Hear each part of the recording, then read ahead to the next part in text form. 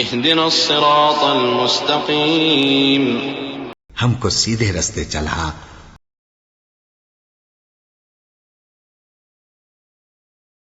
بسم الله الرحمن الرحيم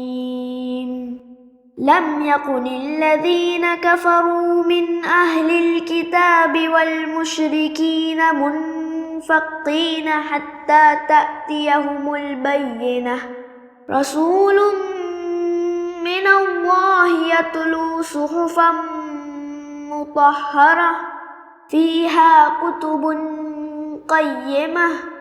وما تفرق الذين أوتوا الكتاب إلا من بعد ما جاءتهم البينة وما أمروا إلا ليعبدوا الله مخلصين له الدين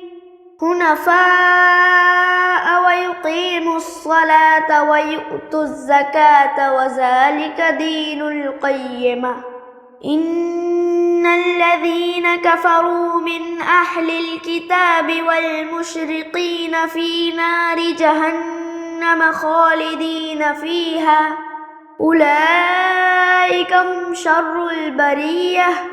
إن الذين آمنوا وعملوا الصالحات أولئك هم خير البرية جزاؤهم عند ربهم جنات عدن